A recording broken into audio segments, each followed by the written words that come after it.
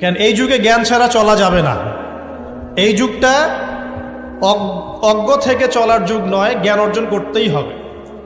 আর এই জ্ঞান অর্জন শুধু এককেন্দ্রিক করলে চলবে না, আপনাকে বহুমুখী শিক্ষায় শিক্ষিত হতেই হবে। অন্যথায় আপনি ওই যে বললাম আল্লাহর নূর, যেটা দিয়ে আপনি এখন বিশ্বকে দেখবেন, এটা অর্জন করতে পারবেন না। আরেকটা কথা বলে রাখি, অনেক ডিগ্রি সার্টিফিকেট অর্জন করার পরেও যদি মনের মধ্যে হিংসা আর অহংকার আর গীবত তোহমতের সংস্কৃতি না যায়, ওই নোংরা কলবেও আল্লাহর নূর নাজিল হয় না।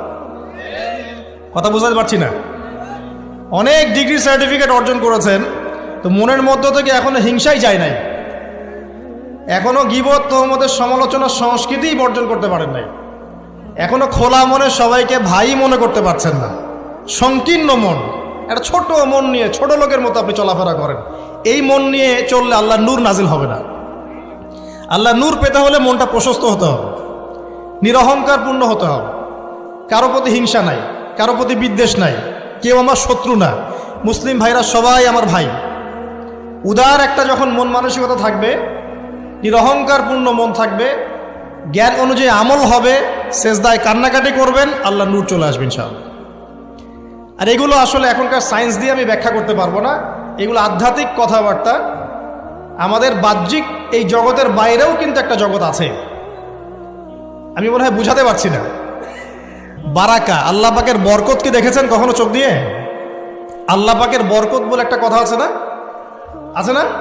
আচ্ছা, বরকত কি জিনিস আপনি কি চোখে দেখতে পারেন? এমন একজন সালাফের কথা পড়লাম, যিনি 40 বছর বেঁচে ছিলেন। কত বছর? 40 বছর। এই 40 বছরে তিনি প্রায় 300টা বই লিখেছেন। কয়টা? 300টা। এখন বলেন, আমরা এখানে যারা বসে আছি অনেকেই 40 পার করে ফেলছি না? আমরা এই 40 বছরে কিছু করতে পেরেছি? এই 40 বছরে একটা মানুষ 300টা বই লিখতে পারে? তাহলে আমরা বুঝতে পারছি যে তাদের সময়ের যে বরকত আর আমাদের হায়াতের বরকত এক না। বরকত সম্পূর্ণ ভিন্ন জিনিস, যেটা আমরা চাক্ষুষ দেখা জ্ঞান দিয়ে বিশ্লেষণ করতে পারবো না। পারবো না। আরও বোঝাচ্ছি, দেখুন রাসূলুল্লাহ সাল্লাল্লাহু আলাইহি ওয়াসাল্লাম সারাদিনে কত কাজ করতেন। তাহাজ্জুদ পড়তেন, শেষ রাত্রে উঠতেন, রাতের এক অংশ ঘুমাতেন, আরেক অংশ উঠতেন, উঠে তাহাজ্জুদে নামাজ পড়তেন, লম্বা কেরাত, মানে এক রাকাতে প্রায় 4 পারা কোরআন তেলাওয়াত করেছেন। এক রাকাতে 4 পারা। আমরা তো 4টা আয়াত পড়লেই একদম তাড়াতাড়ি রুকু করতে হবে, দাঁড়ায় থাকতে পারতেছি না।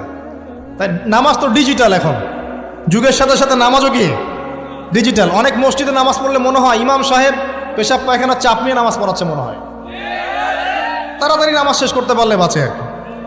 আবার দেখা যায় মাঝে মাঝে যে নামাজ মানুষ পড়াচ্ছে, পড়তেছে না, মানে নামাজ পড়ানোর দায়িত্ব সে পালন করছে, নামাজ নিজে পড়তেছে না। তো এই ডিজিটাল নামাজ না। নবী সাল্লাল্লাহু আলাইহি ওয়াসাল্লাম এক রাকাতে 4 পারা কোরআন তেলাওয়াত করেছেন, প্রায় 4.5 পারা তাহাজ্জুদের নামাজে। তখনই তো গিয়ে পা ফুলবে। এই যে পা ফুলতো, এমনি এমনি পা ফোলে? কতক্ষণ দাঁড়ায় থাকলে একটা মানুষের পা ফোলে? তো নবী সাল্লাল্লাহু আলাইহি ওয়াসাল্লামের পা ফুলে যেত, পা মোবারক ফুলে যেত। লম্বা সালাত পড়তেন, সালাতের পরে আবার কিছুক্ষণ ডান কাতে শুয়ে থাকতেন সুন্নত পড়ে। বেলাল রাদিয়াল্লাহু আনহু এসে ডাক দিতেন, তিনি গিয়ে মসজিদ নববীতে নামাজ পড়াতেন। ফজরের নামাজও হতো লম্বা, কেরাত হতো লম্বা। নামাজের পরে আবার সাহাবীদের সাথে কথাবার্তা বলতেন, দ্বীনি বিষয়ে মোজাকারা করতেন।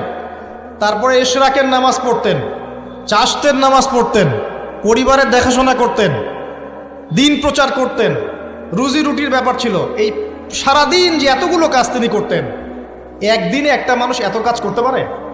তো নবী সাল্লাল্লাহু আলাইহি ওয়াসাল্লামের জীবনের বরকত আমার জীবনের বরকত কি সমান? তাহলে বলেন, বরকত কি আমি চাক্ষুষ জ্ঞান দিয়ে প্রমাণ করতে পারবো?